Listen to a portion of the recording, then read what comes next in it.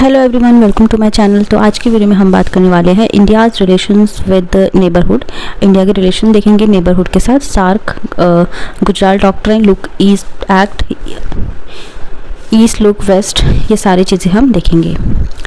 देखिए, इंडिया के अपने पड़ोसी देशों के साथ रिश्ते काफ़ी क्रूशियल और स्ट्रैटेजिक रहे हैं। भारत ने अपनी नेबरहुड पॉलिसी को रीजनल पीस, डेवलपमेंट और कॉरपोरेशन के ऊपर फोकस किया है।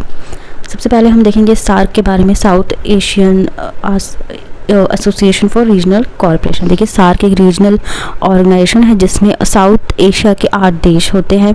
ठीक है, कौन कौन से हैं? इंडिया, पाकिस्तान, नेपाल, भूटान, बांग्लादेश, श्रीलंका, मालदीव्स और अफगानिस्तान। सार्क का मेन गोल रीजनल इंटीग्रेशन और कॉरपोरेशन को प्रमोट करना है, खासकर ट्रेड, टेक्नोलॉजी और डेवलपमेंट के एरियाज़ में। लेकिन भारत और पाकिस्तान के बीच पॉलिटिकल टेंशन्स के कारण सार्क को काफ़ी चैलेंजेस का सामना करना पड़ा है। भारत सार्क के थ्रू अपने पड़ोसी देशों के साथ कॉरपोरेशन को आगे बढ़ाने की कोशिश करता है, लेकिन इस ऑर्गेनाइजेशन के पोटेंशियल को फुली अचीव करने में पाकिस्तान के साथ कॉन्फ्लिक्ट एक मेजर हर्डल रहे हैं। फिर भी Bharat south Asia free trade area, SAFTA और रीजनल कनेक्टिविटी प्रोजेक्ट्स के जरिए अपने नेबरहुड के साथ इकोनॉमिक इंटीग्रेशन को स्ट्रेंथन करने की कोशिश करता है। अब हम देखेंगे गुजराल डॉक्ट्राइन।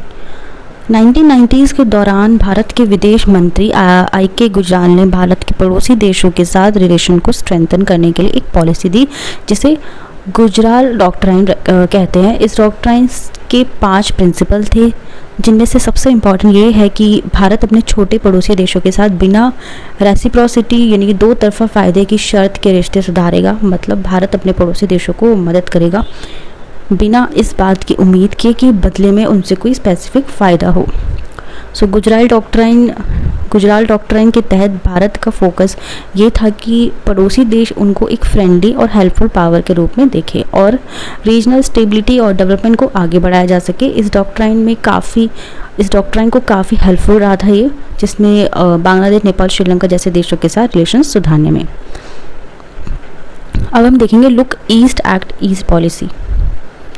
भारत ने अपनी लुक ईस्ट पॉलिसी को 1990s में शुरू किया था, जिसका एम साउथ ईस्ट एशियन देशों के साथ अपने रिश्ते इम्प्रूव करना था, खासकर इकोनॉमिक और स्ट्रैटेजिक कॉरपोरेशन के लिए। 2014 के बाद इस पॉलिसी को एक्ट ईस्ट पॉलिसी में बदला गया, जहां भारत ने और प्रोएक्टिव अप्रोच अपनाया।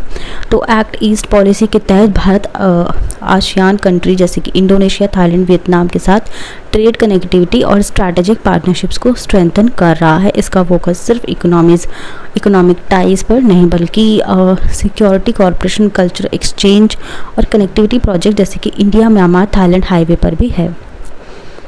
नॉर्थ ईस्ट इंडिया को आसियान मार्केट्स के साथ जोड़ने के लिए ये पॉलिसी बहुत इंपॉर्टेंट है और यहाँ पर भारत ने इंफ्रास्ट्रक्चर और डिप्लोमेटिक इंगेजमेंट्स को काफ़ी आगे बढ़ाया है। अब हम देखेंगे look west policy. Look west policy का फोकस गल्फ और वेस्ट एशिया के देशों के साथ भारत के रिश्ते सुधारने पर है।